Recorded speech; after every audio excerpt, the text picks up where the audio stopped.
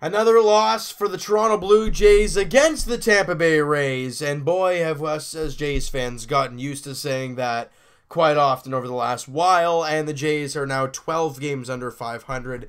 They've lost their last 2 games. They've lost their last, 5 out of 6. They're terrible. They're playing a horrific baseball over the Boston series and so far in this series. And it's crazy, guys. The Jays yesterday, I think they had 3 hits. Today, they have 5. They can't get any offense going against the bullpen of the Tampa Bay Rays. 1 run on 5 hits is all the Blue Jays can muster up. And there were times in this ball game where they had chances to get things turned around. But it didn't start well. Sam Gaviglio was on the mound for the Blue Jays getting the start. And he let off a ground rule double in the very first inning to Joey Wendell. And it's 1-0 Rays. Top of the second.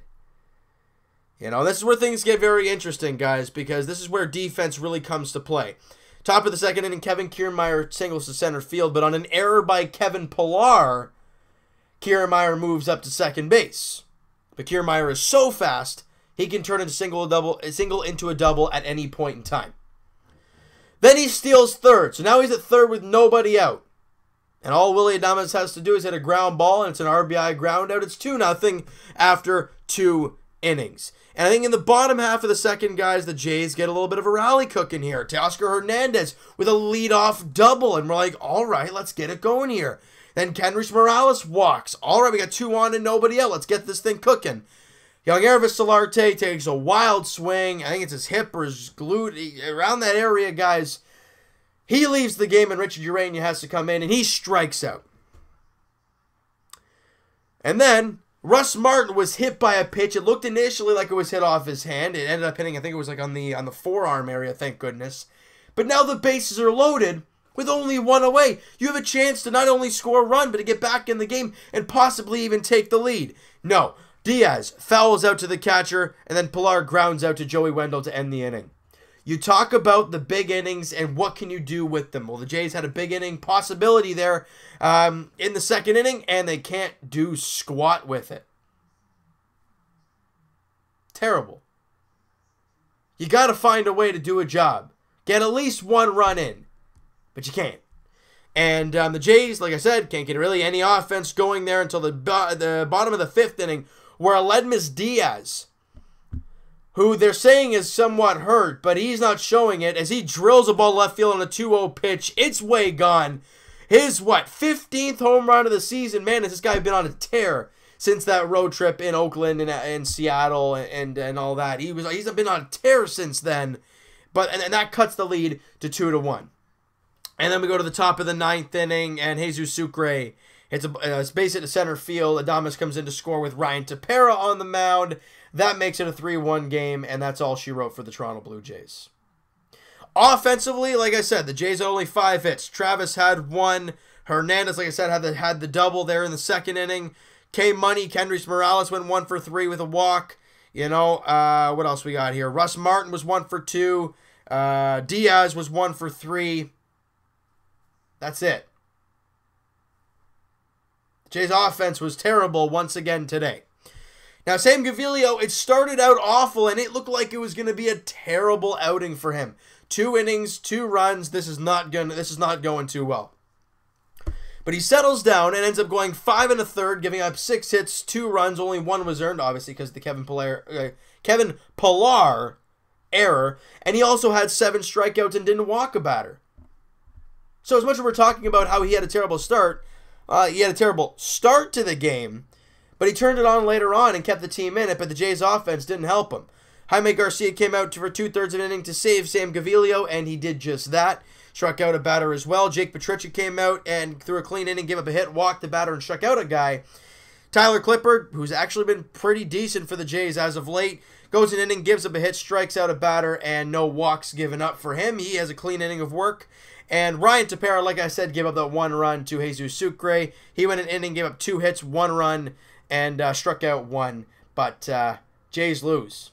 Like I said, 3-1 to the Tampa Bay Rays. The finale of this stupid series goes tomorrow afternoon, 1:07 first pitch with Marcus Stroman on the mound. And Tyler Glasnow, Obviously, the main chip in the Chris Archer deal is on the mound for the Tampa Bay Rays. Going to be very exciting. But just a heads up, guys, that video will be uploaded later on to you guys, probably around this time tomorrow night. I apologize in advance. I'm going to be at my girlfriend's place, so you guys understand that.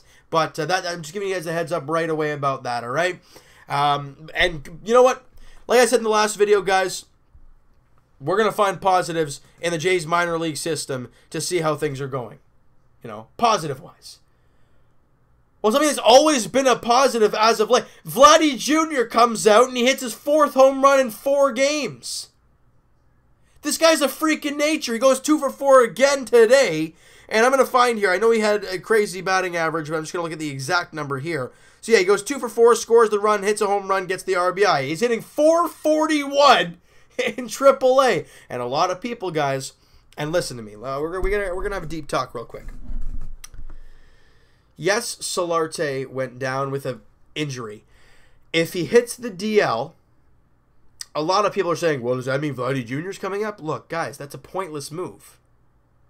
I know, we want to see Vladdy. But talk to me in 5 or 6 years when he's about to hit free agency and I tell you, you know that month we were talking about having him to kind of salvage our minds for that one season?